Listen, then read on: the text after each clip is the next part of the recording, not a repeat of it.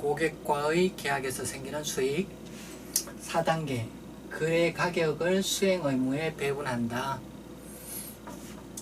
우리 계약과 관련한 수익 인식의 5단계 계약을 식별하고 계약 내에 있는 수행 의무가 하나면은 배분이 필요 없지만은 수행 의무가 2개 이상인 경우에는 여기에 있는 거래 가격을 각 수행 의무에 배분하는 절차가 필요합니다. 그래서 거래 가격을 어떻게 배분할 것이냐, 거기에 대한 내용을 살펴보고요. 그 다음에 이 가격에 할인액이 있는 경우에는 어떻게 배분할 것인가. 또 이 거래 가격이라는 게 변동 대가인 경우에 이후에 변동 금액을 나중에 어떻게 배분해 줄 것인가. 그리고 거래 가격의 후속적인 변동은 또 어떻게 할 것인가. 그런 내용들을 보도록 하겠습니다. 그래서 먼저 이 가격을 수행 의무에 어떻게 배분할 것인가, 그 내용부터 먼저 살펴보도록 하겠습니다. 그래서 계약의 수행 의무가 2개 이상일 경우에 이렇게 수행 의무를 구분해내고, 계약서에 이 수행 의무의 가격이 적혀 있는 경우가 많이 있죠. 그래서 수행 의무 A는 200만 원이다, B는 300만 원이다. 계약서에 적혀 있는 경우가 많이 있습니다. 그러나 계약서에 구분해서 적혀 있지 않는 경우도 있다는 거죠. 그래서 그럴 경우에 어떻게 할 거냐. 그래서 그냥 A, B 가격이 적시 안 돼 있고 그냥 퉁쳐서 500만 원 이렇게 돼 있을 때는 어떻게 할 거냐.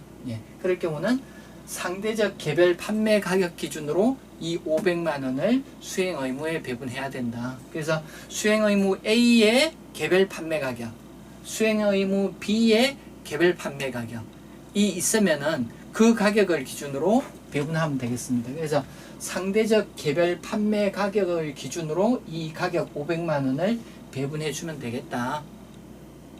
이 수행 의무 A, B의 개별 판매 가격이 관측 가능하면은 그 금액을 기준으로 배분하면 되겠죠. 근데 관측이 불가능할 수도 있겠죠. 그래서 관측이 불가능하면은 여기 3가지 방법이 제시되어 있습니다. 그래서 첫 번째는 시장 평가 조정 접근. 그래서 시장에 유사한 제품들, 유사한 성능의 제품들을 비교해 가지고, 그래서 유사한 제품하고 비교하면 얘는 얼마다 이렇게 평가하는 방법이 있겠죠. 또는 마진을 붙여서 측정하는 방법도 있을 수 있겠어요. 그래서 예상 원가의 이윤을 가산해서 평가하는 방법도 생각해 볼 수 있을 거예요. 그리고 또 다른 방법으로 잔여 접근법이라는 방법이 제시되고 있어요. 잔여 접근법은 가령 이게 500만 원이다. 가격이 500만 원으로 하나로 이렇게 나와 있는데 수행 의무는 2개다. 수행 의무 A의 가격은 시장에서 관측 가능하다. 그래서 예를 들어서 200만 원이다. 그런데 수행 의무 B는 이제 새로 나온 제품이고 시장에서 관측 불가능하고 어떤 시장 평가 조정이나 예상원가 이윤 가산 방법이 적절하지 않다라고 할 때는 이 경우에는 잔여 접근법으로 500만 원의 이 가격을 차감한 나머지 금액으로 평가할 수 있겠어요. 그래서 잔여 접근법은 판매 가격이 다양하거나 판매 가격을 아직 정하지 아니한 경우에 그러한 상황, 그러한 예외적인 경우에만 적용할 수 있는 방법이다 라고 이야기할 수 있겠습니다. 자, 그래서 이제 계약의 수행 의무가 하나이면은 거래 가격을 배분하는 문제가 없지만은 수행 의무가 2개 이상인 경우에는, 그리고 2개 이상이고 그 개별적인 가격이 얼마 이렇게 적혀 있지 않은 경우에는 이 계약에 있는 금액을 배분하는 그런 과제가 있는데, 마찬가지로 계약에서 할인을 해주기로 한 경우에도 할인액을 어떻게 수행 의무가 2개 이상인 경우에 거기에 배분할 것인가, 그런 숙제가 있죠. 그래서 이 할인액은 계약상 모든 수행 의무에 비례하여 배분하는 게 원칙이겠죠. 그래서 예를 들어서 수행 의무 A, B 2개를 해주기로 했는데 A의 시장 가격은 뭐 300만 원이고 B의 시장 가격은 400만 원이다. 그래서 개별적으로 판매하면은 700만 원인데 이거를 뭐 100만 원 할인해서 600만 원에 판매한다. 그럼 100만 원 할인 금액은 300만 원, 400만 원에 어떻게 배분해 줄 것인가? 상식적으로 3대 4로 그 100만 원을 배분하면은 할인액 배분이 되겠죠. 예. 그렇게 계약상 모든 수행 의무에 비례해서 배분하는 게 원칙이겠습니다. 그런데 만약 이제 수행 의무 A는 절대 할인해서 판매하지 않는 제품이다.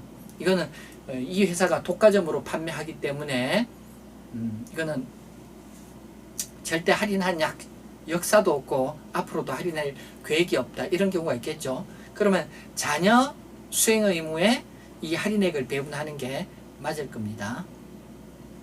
예, 그래서 여기 이제 예를 들어서 보면은 자, 기계 A, B, C가 있고 각각의 판매 가격은 1000만 원입니다. 그래서 A 기계도 1000만 원, B 기계, C 기계 각각 1000만 원씩 팔리는 기계입니다. 그런데 B 기계와 C 기계를 함께 판매할 경우는 1800만 원에 판매한다. 그러니까 B 기계와 C 기계는 원래 개별적으로 하면 2000만 원 받아야 되겠지만은 합해서 판매할 때는 200만 원을 할인한 1800만 원에 판매한다. 200만 원 할인이 존재한다.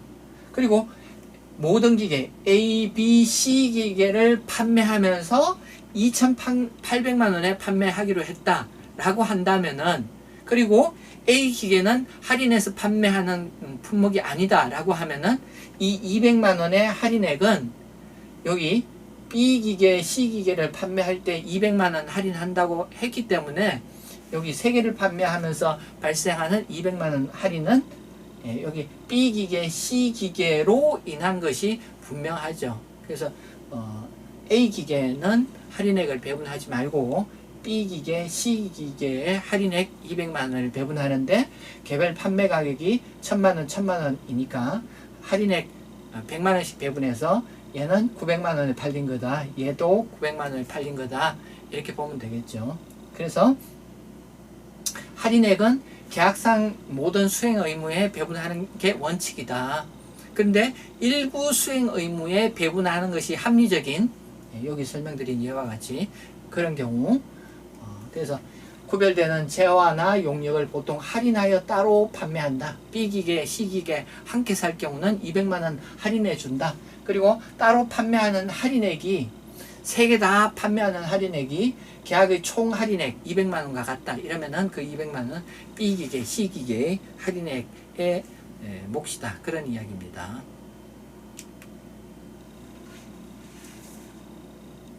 할인액에 더해가지고 할인액에 대한 배분과 개별 판매 가격에 대한 자녀 접근법, 이 두 가지 동시에 적용해야 되는 그런 경우도 있습니다. 그래서 그럴 경우는 할인액을 먼저 배분하고 나머지에 자녀 접근법을 적용한다. 이것도 이제 예를 통해서 보면은 쉬워요. 앞 예시에 추가하여, 앞 예시가 A, B, C 각각 1000만 원에 파는 건데 B, C를 합해서 사면은 200만 원 할인한 1800만 원에 판매한다는 거죠. 그리고 A, B, C 기계 다 합쳐서 사면은 2800만 원에 파는 거죠. 그래서 그럴 경우는 A 기계 1000만 원, B 기계 900만 원, C 기계 900만 원 이렇게 판단을 하는 거죠. 여기에 추가해 가지고 새로 개발하여 가격이 미정인 D 기계도 판매하는데, D 기계를 새로 만들어서 파는데 D 기계는 새로 출시돼 가지고 가격을 알 수가 없는 그런 상황입니다. 그런데 D 기계를 포함한 모든 기계를 판매하는 경우, A, B, C, D 모두 판매하는 경우에 3,500만 원에 판매한다 라고 한다면은 일단 그 할인액을 먼저 배분하는 거죠. 그래서 B, C의 할인액 200만 원을 먼저 배분하고, 그러면은 A, B, C 해서 그게 2,800만 원에 팔리는데 다 D까지 합쳐가지고 3,500만 원에 판매하기로 한다라고 한다면은 이 D 기계는 자녀 접근법으로 700만 원에 판매하는 것이다. 이렇게 결론을 내릴 수 있겠죠. 그래서 할인액 200만 원은 B, C 기계에 배분하고 D 기계는 자녀 접근법으로 800만 원으로 추정한다고 이야기할 수 있겠습니다. 그래서 자녀 접근법은 보면은 이게 가격을 이렇게 논리적으로 그 자체에 근거해서 논리적으로 판단하는 게 아니라 다른 가격을 판단하고 나머지 금액으로 그 가격을 추정하는 방법이다. 이렇게 이야기할 수 있겠죠. 네, 그래서 지금 우리가 보고 있는 게 이제 계약에서 복수의 수행 의무를 해주기로 했다. 그런데 계약 전체 가격은 나와 있지만은 수행 의무 각각의 판매 가격 가격이 얼마인지 제시되지 않는 경우에 거래 가격을 각 수행 의무에 어떻게 배분할 것인가 그런 이야기를 하고 있고, 제일 먼저 이야기한 게 개별 판매 가격을 기준으로 각 수행 의무에 배분해야 되겠다. 예, 그런 이야기했고, 두 번째는 할인액이 있으면은 그 수행 의무 각각의 그 할인액을 배분하는 게 맞다. 그러나 일부 수행 의무에 할인액을 배분하는 게 맞다면은 일부에 배분해야 된다. 그런 이야기를 했죠. 변동대가가 있는 경우도 있겠어요. 그 계약에 계약 자체가 변동대가 요소가 있는 그런 경우도 있겠어요. 그래서 이 경우도 할인액 배분하고 똑같은 논리로 배분을 해야 되겠어요. 그래서 계약서에 만약 이제 뭐 두 개의 변동대가 요소가 있는 제한화 용역을 판매하기로 했다라고 한다면은 그 두 개의 변동대가 요소에 관련된 금액이다. 이렇게 판단하면 되죠. 근데 어떤 경우는 일부 수행 의무에만 변동대가가 관련된 것이다. 이렇게 판단하는 게 합리적인 그런 경우도 있어요. 그래서 계약 전체와 관련된 변동대가다 이렇게 보지 않고 계약 일부에 대한 변동대가다 이렇게 보는 경우 예시를 여기 두 가지 소개하고 있어요. 그래서 첫 번째는 예를 들어서 서로 다른 시기에 두 제품을 제공합니다. 근데 첫 번째 제품을 공급하고 두 번째 제품의 즉시 공급 여부에 따라서 보너스를 받기로 했다라고 한다면은 A 제품, B 제품 이렇게 공급하는데 B 제품의 공급 시기가 정해진 그 날짜를 맞추는 경우에만 보너스를 받기로 한다라고 하는 경우에 이 B 제품을 적기에 공급함으로써 받는 그 보너스를 A, B 두 개에 배분할 것인가 또는 B에만 관련된 변동대가라고 볼 것인가 이런 문제가 있어요. 그래서 이런 경우는 두 번째 제품에만 B 제품에만 변동대가를 배분한다. 왜냐하면은 B 제품의 공급 시기에 따라서 보너스가 결정되기 때문에 그래서 보너스는 B 제품에 기인한 것이다. 이렇게 보는 것이죠. 그 다음에 두 번째 1년의 그 재화와 용역의 공급, 대표적인 예로 이제 청소 용역이죠. 그래서 2년간 1년의 청소 용역을 제공하기로 했다. 2년간 청소 용역을 제공하기로 했으면은 그 청소 용역 행위는 여러 번 발생하지만은 그 2년간 계약 전체를 하나의 수행 의무로 본다라고 이야기했죠. 그래서 그런 경우에 계약에서 이런 조건을 정할 수가 있어요. 그 이제 계속 이제 물가가 상승하니까 뭐 예를 들어서 매월 1,000만 원씩 받기로 했다. 그런데 1년이 지난 두째 해에는 지난 연도의 물가 상승률만큼 1,000만 원의 물가 상승률을 더해서 준다. 그래서 두째 해에는 물가 상승률만큼 돈을 더 받기로 했다라고 하는 경우에 두째 해에 더 받기로 한 그 물가 상승분을 두째 해에 관련된 그 돈으로 볼 건지 또는 이게 하나의 수행 의무이기 때문에 두째 해에 더 받는 돈을 첫째 해, 두째 해에 배분할 것인지 그런 문제가 있어요. 예. 그런데 이게 두째 해에 수행되는 그 청소 용역에 배분하는 것이 맞다 이렇게 보고 있어요. 그래서 두 번째 해에 약속된 대가가 특정 물가지수의 변동에 기초하여 올려받기로 한 경우, 예, 그런 경우에 변동 금액은 두 번째 구별되는 용역에만 배분하는 것이다. 왜냐하면 두째 해에 배분하는 것이 물가 상승과 관련되어 있기 때문에 그런 거죠.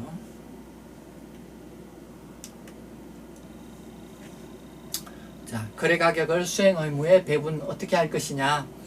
마지막 주제로 거래 가격의 변동이라는 게 있어요. 거래 가격의 변동.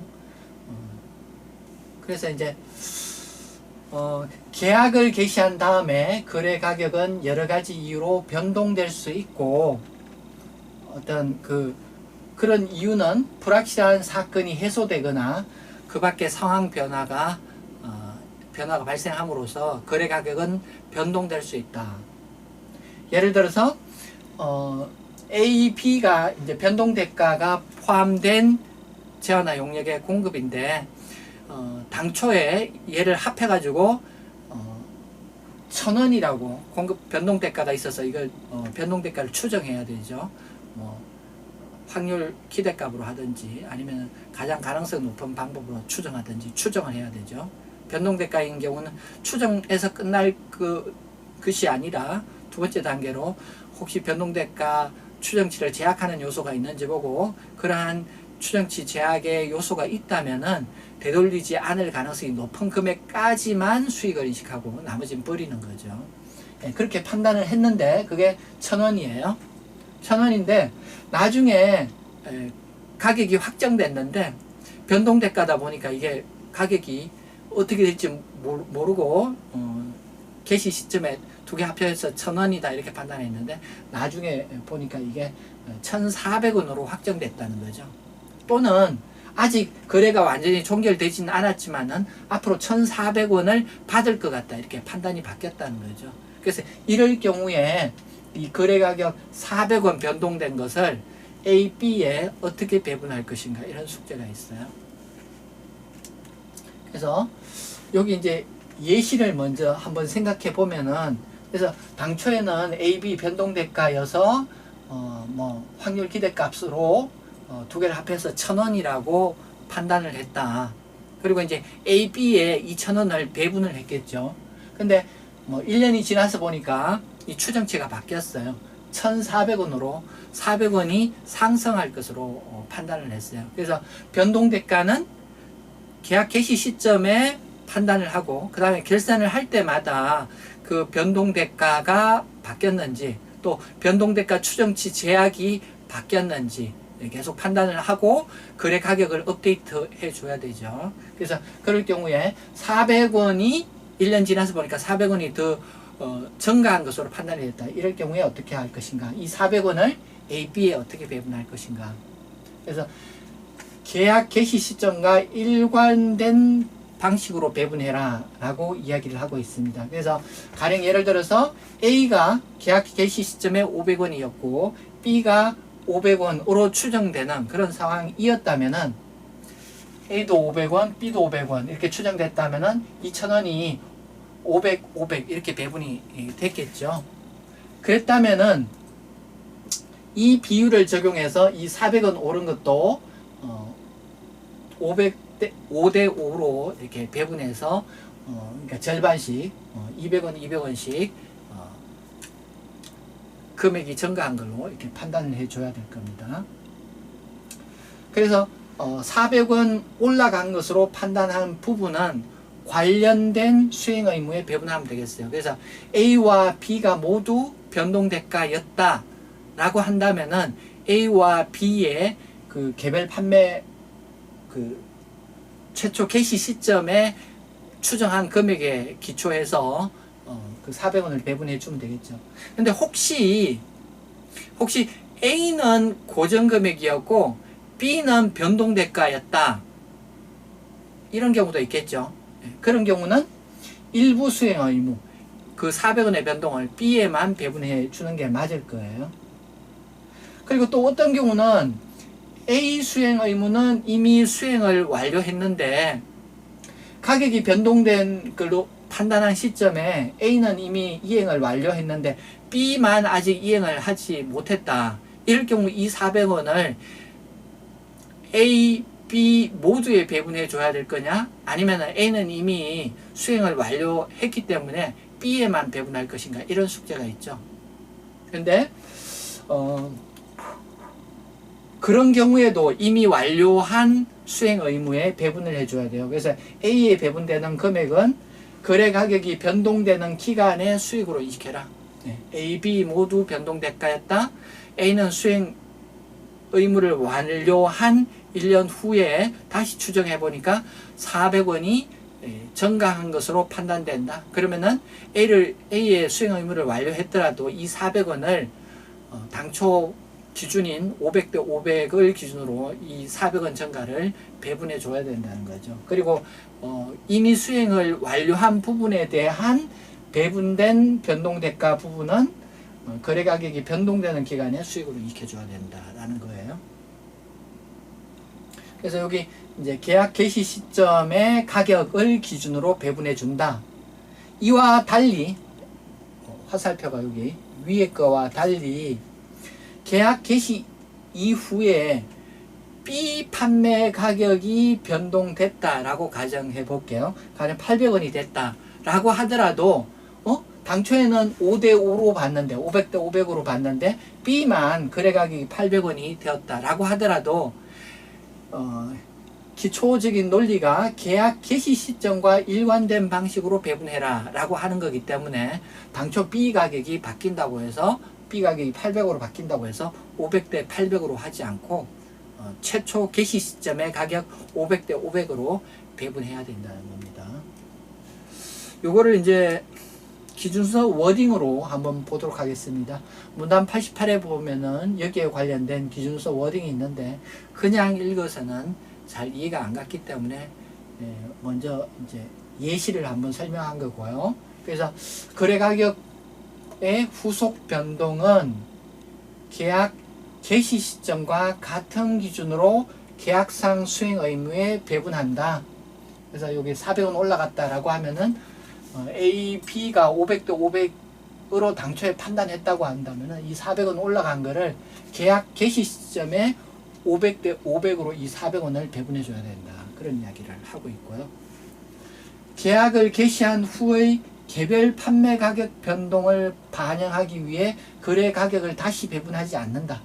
가령 이제 B가 800원이 되더라도 나중에 B가 800원이 되더라도 그 800원으로 바뀐 거는 무시하고 항상 변동액은 계약 개시 시점에 그 금액들을 기준으로 배분한다. 이런 이야기고, 이행된 수행 의무에 배분된 금액은 가령 이제 1년이 지나서 거래 가격이 400원 올라갔다는 걸 판단했다. 그런데 그 시점에 보니까 이미 A는 수행 의무를 완료했다. 남은 건 B밖에 안 남았다. 그럴 경우에 이미 A는 완료했지만은 A에 배분된 수행 대가는 거래 가격이 변동되는 기간에 수익으로 인식해야 된다.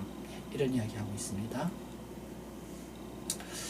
자, 여기까지 하면은 이제 거래 가격의 변동까지 해서 거래 가격을 수행 의무에 어떻게 배분할 것인가 그런 이야기를 다 한 것 같습니다. 자, 그 다음으로 이야기할 거는 이제 계약 변경에 대한 내용입니다. 계약 변경. 이 책에서는 이거를 이제 4단계 거래 가격을 수행 의무에 어떻게 배분할 것인가 이 4단계의 이 계약 변경을 위치시켰는데 또 뭐 다른 책에 보면은 이거를 뭐 1단계 계약 식별 그쪽에 두는 경우도 있고 그렇습니다. 하여튼 뭐 계약 변경을 한번 보도록 하죠. 이게 계약 변경이 여러 가지 요소들 고려할 게 많아가지고 약간 쉽지가 않은 것 같아요. 그래서 계약 변경이 뭐냐라고 하면은 계약 당사자들이 계약의 범위 뭐 A 제품을 뭐 50개 공급하기로 한다. B 제품을 70개 공급하기로 한다. 그래서 계약 범위 어떤 제품이 추가되거나 또는 수량이 또 추가되거나 뭐 또는 줄어들거나 뭐 그런 변동이 있을 수 있겠죠. 그 다음에 계약 가격을 변경하는 것. 그래서 계약의 범위나 계약 가격이 변동되는 것을 계약 변경이다 이렇게 이야기하고, 상식적인 이야기죠. 계약 변경이 그런 거죠. 예, 계약 변경이 뭐 그 내용물이 바뀌거나 거래 금액이 바뀌거나 그런 게 계약 변경이겠죠. 자, 기준서 문단 20을 보면은 이런 워딩이 있습니다. 다음 두 조건을 모두 충족하는 경우에 계약 변경은 별도 계약으로 회계 처리한다.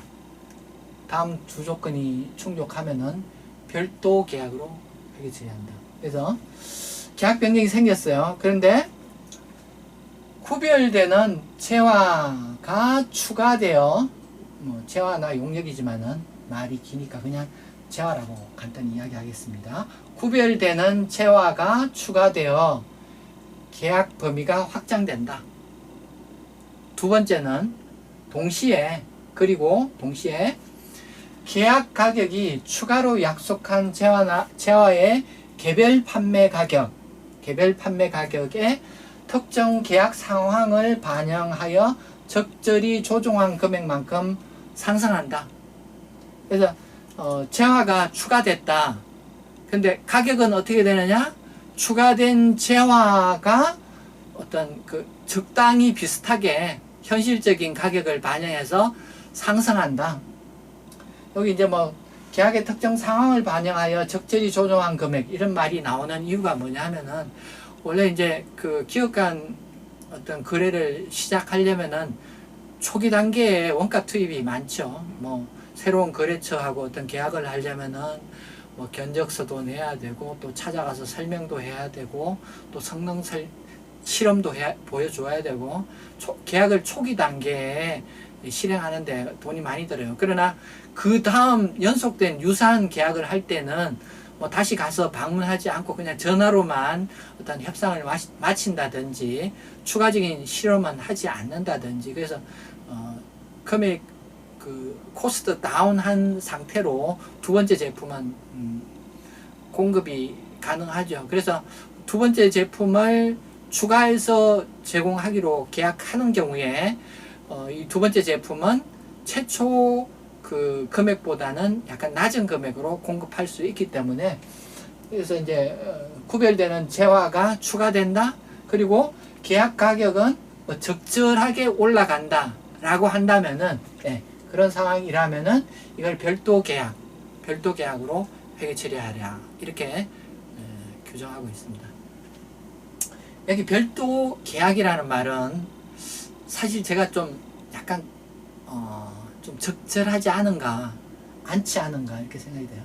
적절한 말은 제가 생각할 때 별도 계약으로 회계 처리한다가 아니라 별도의 계약으로 회계 처리한다 이렇게 봐야 맞을 거예요. 이게 기준서를 읽다가 이제 잘 이해가 안 가면 이렇게 원문을 이렇게 찾아보게 되는데, 그 원문은 이렇게 찾아보면 as a separate contract 이렇게 또 다른 계약인 것처럼 회계 처리한다 이렇게 서술하고 있어요. 그래서 별도 계약으로 회계 처리한다 이 말의 정확한 의미는 또 다른 계약인 것처럼 회계 처리한다. 그럼 또 다른 계약인 것처럼 회계 처리한다 그 말은 뭐냐 하면은 또 다른 수행 의무로 봐서 또 다른 회계 단위로 회계 처리한다 그 말이거든요. 그래서 기준서 워딩은 별도 계약으로 회계 처리한다 있지만은 저는 여기서 별도의 계약으로 회계 처리한다 이렇게 읽도록 하겠습니다. 그래서 이제 앞에서 이제 읽었던 거는 어떤 그 계약 변경에서 재화가 추가됐다. 그 추가된 재화가 상황에 맞게 적절한 금액으로 계약이 되면은 그것은 별도의 계약으로 봐라. 그래서 별도로 수행 의무로 봐서 어떤 회계 단위로서 회계 처리한다. 별도로 수익 인식한다. 이런 워딩이 있었죠. 그래서 이게 이제 상황에 따라서 이렇게 별도의 계약이 성립하는 경우도 있고, 또는 어떤 경우에는 기존 계약이 없어지고 새로운 계약이 나타난 것으로 보는 그런 경우도 있고, 또 어떤 경우는 기존 계약 이 수정된 것 그 이상으로는 보지 않는 그런 경우도 있습니다. 그래서 각각의 경우를 한번 살펴보도록 하겠습니다. 여기서는 이제 첫 번째 계약 변경으로 인해서 새로운 계약이 만들어진 별도의 계약이 만들어져서 별도의 수익 인식 대상이 만들어진 그런 경우에 대해서 먼저 보도록 하겠습니다. 그래서 예를 들어서 기존 계약이 뭐냐 하면은 A 제품 100개를 판매하기로 했어요. 개당 100원씩 받고 A 제품 100개를 100원씩 받고 판매하기로 했습니다.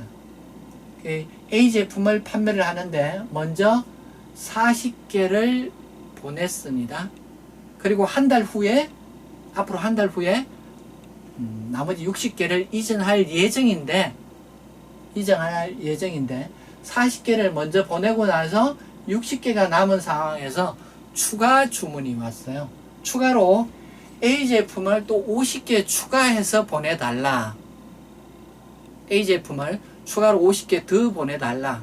그런데 가격은 앞에서는 100원에 했지만은 이제 뭐 전화로 계약하고 이렇게 되니까 교통비도 안 들어가고 뭐 실험비도 안 들어가고 하니 94원씩에 계약을 하자 이렇게 딜이 됐어요. 그래서 94원이 적절히 상황에 맞춘 가격이다 라고 하면은 자 이거는 구별되는 채화가 추가되고 가격이 적절하게 반영된 금액으로 거래되는 거기 때문에 separate contract이라고 볼 수 있죠. 그래서 별도의 계약이 성립한 거고 별도의 수행 의무고 얘를 이행하게 되면은 얘는 별도의 회계 단위로서 또 다른 수익 인식 대상이 되는 겁니다. 그래서 그런 경우에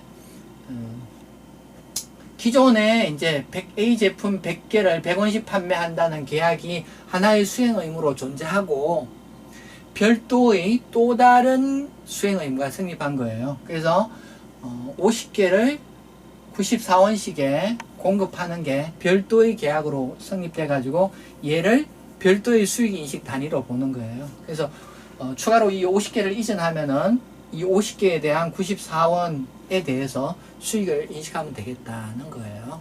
네, 그래서 다시 정리하면은 구별되는 재화를 추가로 공급하기로 했다.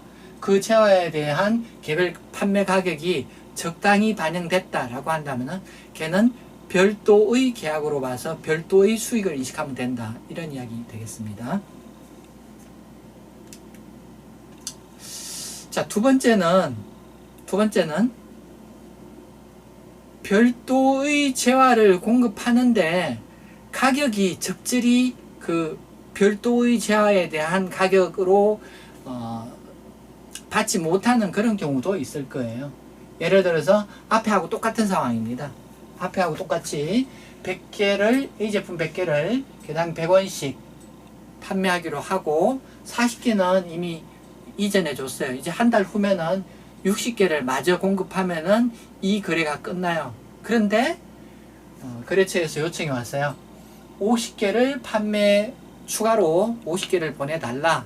근데 가격은 그냥 94원에 하자. 근데 이 94원이 이 A 제품의 개별 판매 가격에 못 미치는 가격이고 절대 94원을 받아서는 합리적인 금액이라고 할 수 없는 그런 상황이에요.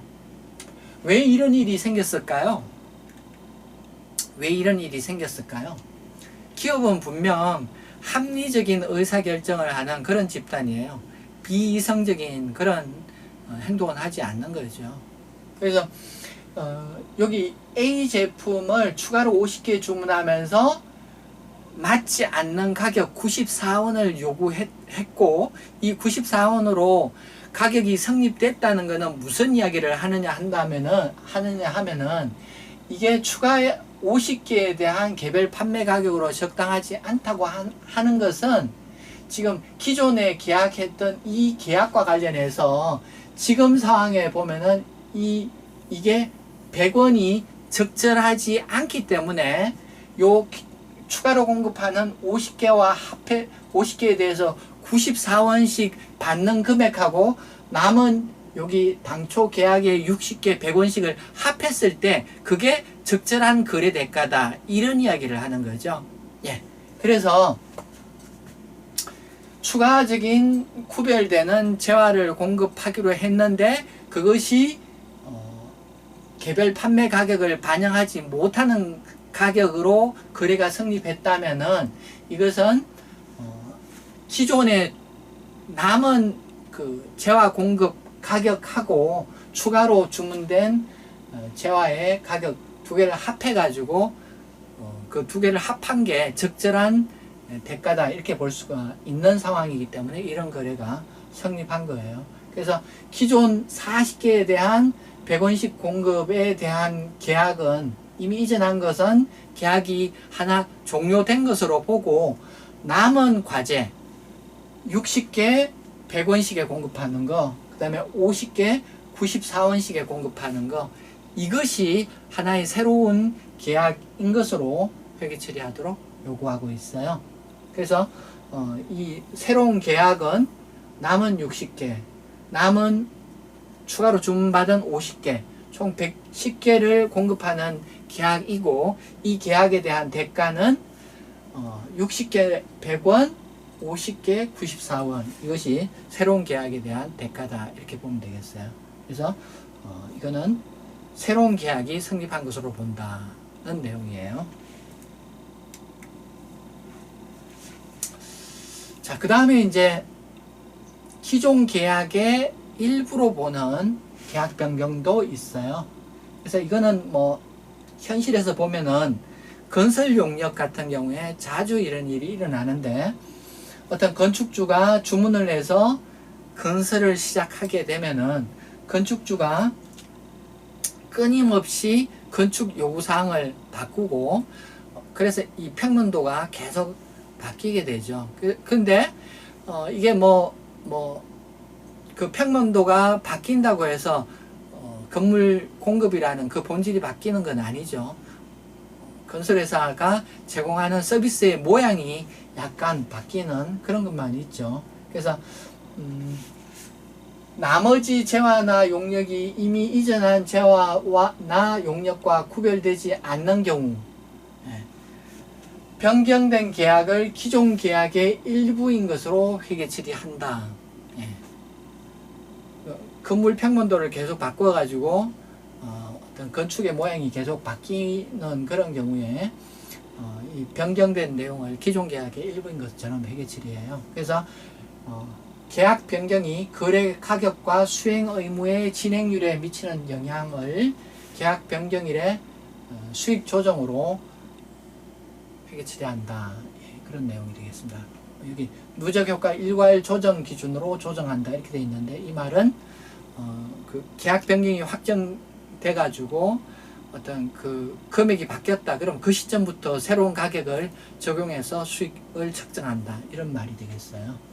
구체적인 요 내용은 누적 효과 일괄 조정이라는 말은 나중에 회계 변경을 배우면은 다시 등장하는 워딩이 되겠습니다. 여기까지 해서 4단계 거래 가격을 수행 의무에 어떻게 배분할 것인가에 대한 주제를 살펴봤습니다.